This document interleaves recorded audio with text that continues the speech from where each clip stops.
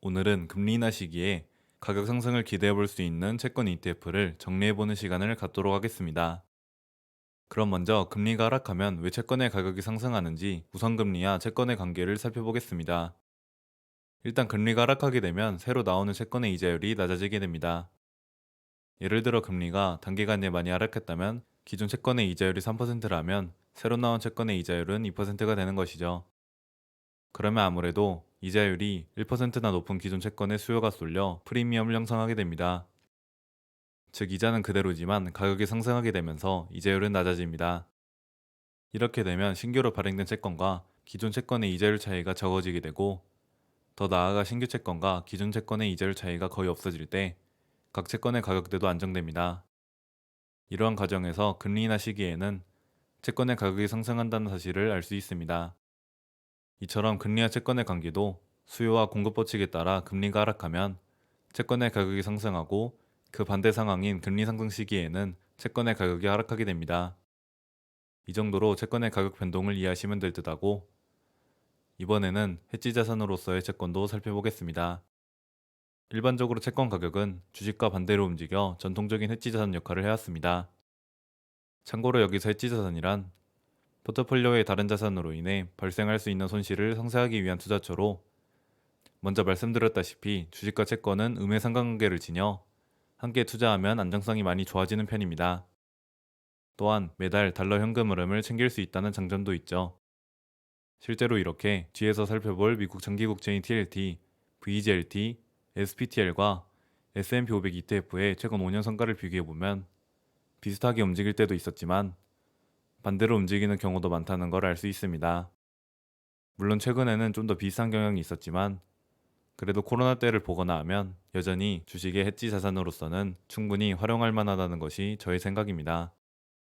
그런 금리와 채권의 관계 및 해지 자산으로서의 채권을 살펴보았으니, 이제 실질적으로는 어떤 투자처들이 있는지 채권 ETF들을 본격적으로 간단히 알아보고 정리하는 시간을 갖도록 하겠습니다.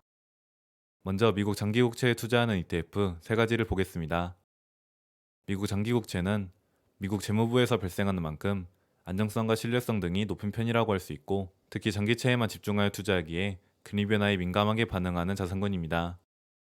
아무래도 만기가 길다는 소리는 그만큼 긴 시간이 지난 후에 돈을 받는다는 것을 뜻하기에, 만기가 길어질수록 불확실성이 커지고 변동성도 커집니다.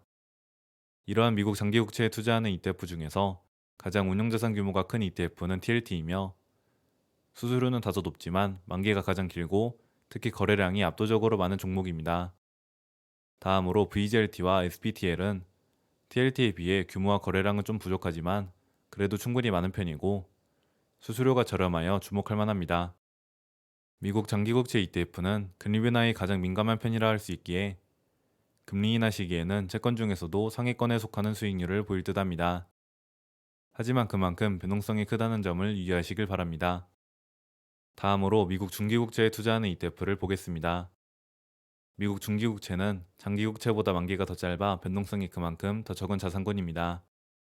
따라서 좀 더 안정적인 흐름을 보이는 편이고, 대표적인 ETF로는 IEF가 있습니다.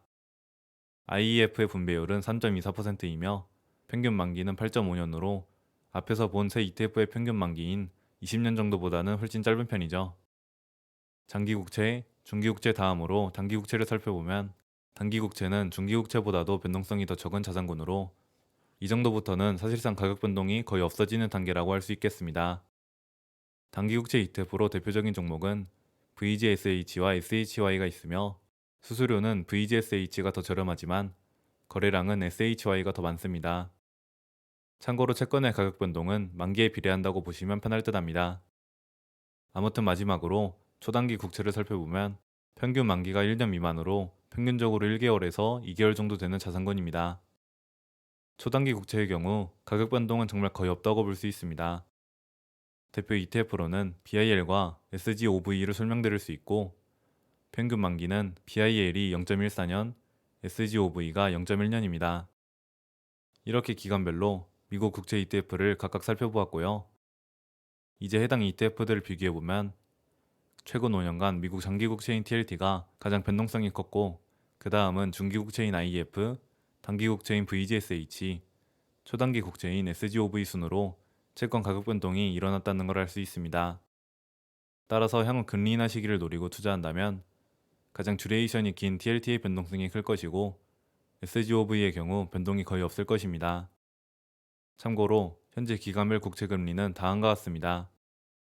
현재 초단기 국채 금리를 보면 5.25% 정도인데 현재 미국 금리가 5.5%이니 미 연준이 9월에 금리 인하를 시사한 만큼 0.25% 정도를 우선적으로 미리 반영했다고 볼 수 있겠습니다.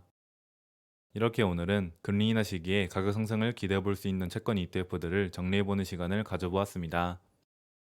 이번 영상에서는 채권의 주요 특징과 미국 국채에 대해서만 다뤄봤지만 다음 채권 관련 영상에서는 회사채 ETF들도 알아보고 좀 더 특수한 CF 등도 함께 알아보도록 하겠습니다. 아무래도 채권의 개념이 꽤나 복잡한 면이 있기 때문에 이번 영상만으로 이해가 어려우실 수도 있지만 금리가 하락하면 채권의 가격이 상승한다는 개념만 알고 계신다면 채권 투자에 있어 큰 문제는 없다고 생각합니다. 개인적으로 저 역시도 채권에 대해서는 특히 어렵다고 느끼기 때문에 설명도 그리 매끄럽진 않았던 것 같습니다. 따라서 여러 질문 등과 함께 설명에 도움이 될 수 있는 의견을 댓글로 남겨주시면 더욱 좋을 듯 합니다. 그럼 이상으로 영상을 마치도록 하겠습니다. 감사합니다.